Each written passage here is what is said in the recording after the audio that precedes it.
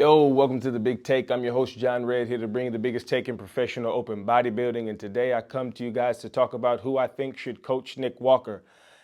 As you guys know, Nick just split up with Matt Jansen along with a host of other athletes, and it was pretty dramatic. So I'm just going to start with the list of coaches that I think are good coaches that have a history of good coaching.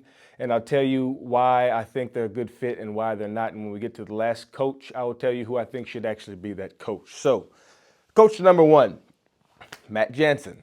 I know they just split up, but let's just say hypothetically, Matt reached out and said, I want to give this another run.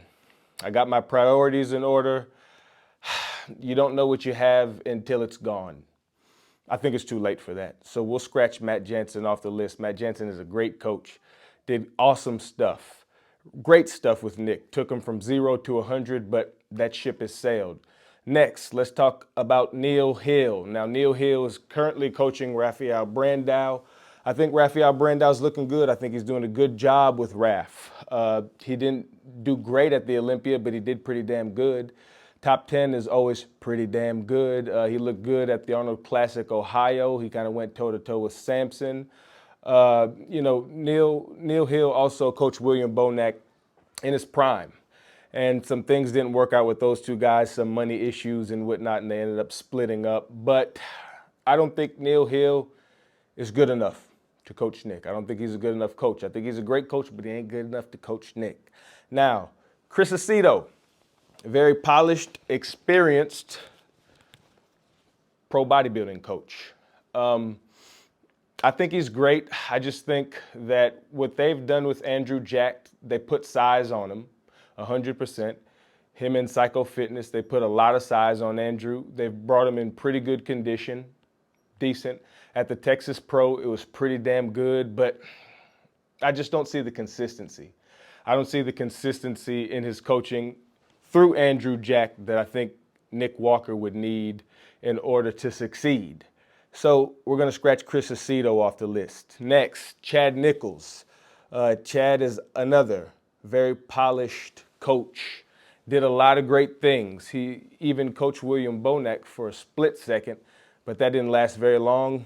Chad, I respect him, but I think his time has come and gone. So we'll scratch Nicholas off there. Chad Nichols. Who the fuck is Nicholas? Anyways, Hyram Bod. Obviously, he's the GOAT. Best coach ever. 100%. However many dozens of Mr. Olympia titles, Miss Olympia titles, everything under the fucking sun.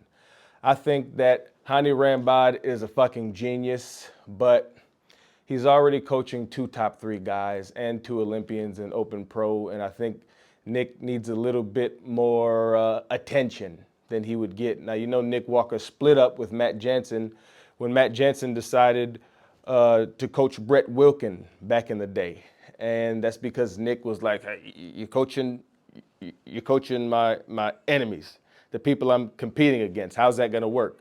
So it'd be the exact same situation with Hyram Bod. As good as a coach as he is, I cannot go with Hyram Bod just because of the situation at hand. Now, next, my favorite, Stefan Kinsel. I think that right now, even though he doesn't necessarily have the resume to prove it, I think Stefan Kinsel is the best Open Pro coach in bodybuilding. But I think it's kind of the same thing with Hani as it is with Stefan Kinsel. He's already coaching Martin Fitzwater, who's going to be a top 2 guy probably next year. He's that good. He's already coaching William Bonac, who's not a threat to Nick Walker, but that's still more on your plate. He's already coaching Nathan Diasha. Not a threat to Nick Walker, but still more on his plate. He's already coaching Nathan Diasha. I just said Nathan Diasha. He's already coaching James Hollingshead. Not a threat to Nick, but still enough on his plate. He had like 13 Olympians or something in the Olympia this year in all classes. Some obnoxious number. I think he's a wonderful coach. I think the guy's a genius, but I just think there's too many athletes under his umbrella. Now, this is who I think should coach Nick Walker, guys. And a lot of people are going to say I'm stupid, but because of the situation at hand, I'm going to say Milo Sarv. Milos is like notoriously Nick's biggest critic. 100%. He's always on the Cutler cast and they joke around And they say that he's the Nick Walker hater. But I think that's perfect. Even though he's not a hater, he just judges physiques like anybody else. But I think Milo Sarv is passionate. He's very outspoken, and I think that he needs to fill that void that was emptied when Samson Dowd and him split up. I think that he would be great for Nick Walker right now because he's always very conscientious. He's always keep your gut in check, keep your posing in check, get shredded. I think he's passionate.